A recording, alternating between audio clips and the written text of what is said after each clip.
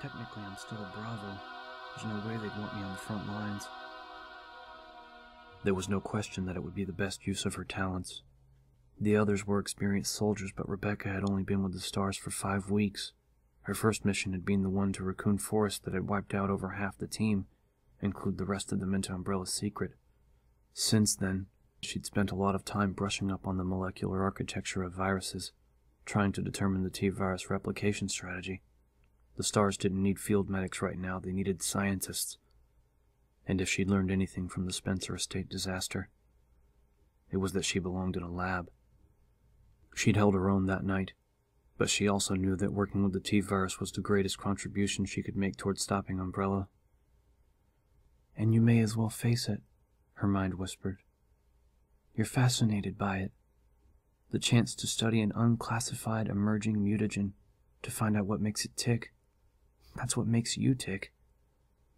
Yeah, well, there was no shame in enjoying her work. She'd joined the S.t.a.R.s in hopes of just such an opportunity, and with any luck, after tonight's meeting she would be packing a bag and getting the hell out of Raccoon City, heading into a new phase of her life as a S.t.a.R.s biochemist. She pulled to a stop at the end of the block in front of a huge 2-story remodeled Victorian, painted a pale yellow, checking all around for anything suspicious before getting off her bike. The Burtons lived next to a sprawling suburban park, heavy with trees. Even a few weeks ago she might have wandered through the silent park, enjoying the balmy summer night, looking at the stars. Now it was just one more dark place for someone to hide. Shivering slightly, in spite of the warm, humid air, she hurried up the front walk, dragging her bike onto the porch. She wiped sweat from the back of her neck and checked her watch. She'd made excellent time, only 20 minutes since Barry's call. Rebecca leaned the bicycle against the railing, praying that he had good news. Before she could knock, Barry opened the door, dressed in a t-shirt and jeans, his heavily muscled body filling the door's frame. Barry lifted weights with a vengeance. He smiled and stood back to let her inside, taking a quick look out at the quiet street before following her into the front hall. His Colt Python was tucked into a hip holster, making him look like an overgrown cowboy. "You see anybody?" he asked lightly. She shook her head. "No, I took back streets too." Barry nodded, and though he was still smiling a little, she could see the haunted look in his eyes, the look he'd had ever since their narrow escape. She wished she could tell him that nobody blamed him, but knew it wouldn't make a difference. Barry still held himself responsible for a lot of what had happened at the estate that night. He looked as though he was losing weight too, though she figured that had more to do with him missing his wife and kids. He'd sent them out of town immediately following the incident, terrified for their safety. "Just one more way that Umbrella has damaged our lives." He led her through the spacious hallway past the stairs, the walls decorated with framed drawings in crayon that his daughters had made. The Burton house was rambling and spacious, filled with the scuffed and well-worn furnishings that epitomized family.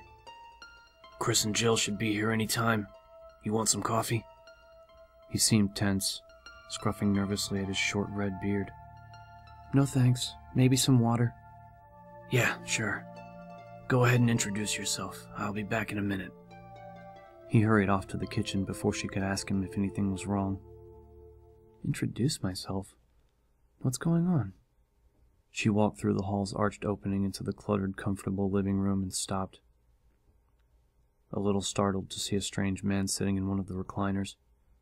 He stood up as she entered the room, smiling, but she could see by the way his dark gaze narrowed slightly that he was sizing her up.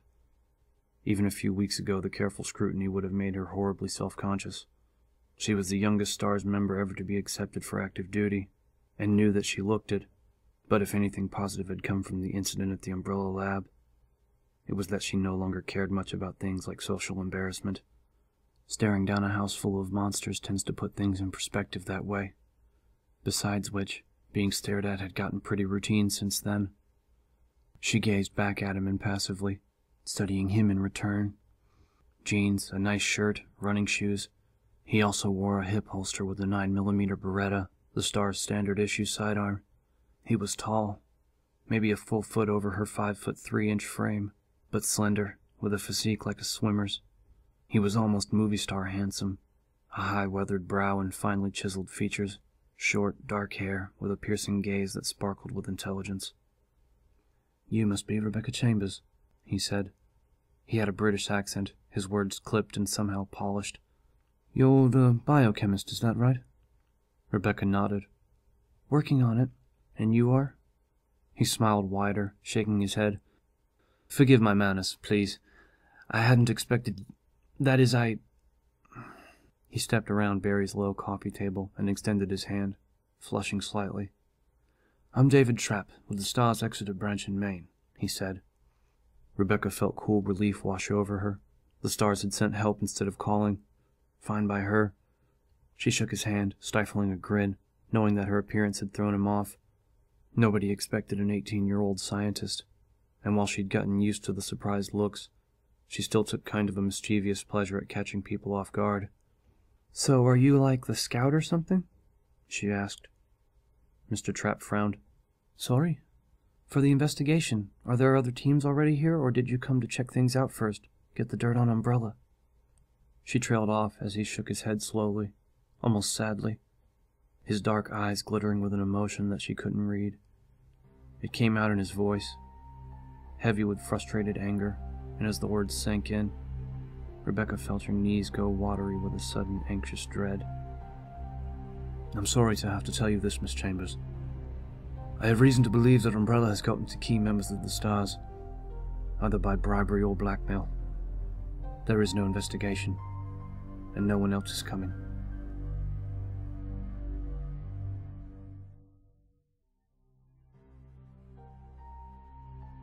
I wanted to let you guys know I was still alive, and I figured I'd let you know that I was working on Caliban Cove at the same time, so I uploaded this.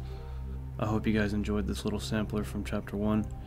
The first section of chapters are coming to YouTube December 25th, so be on the lookout for that. As always, thank you for listening.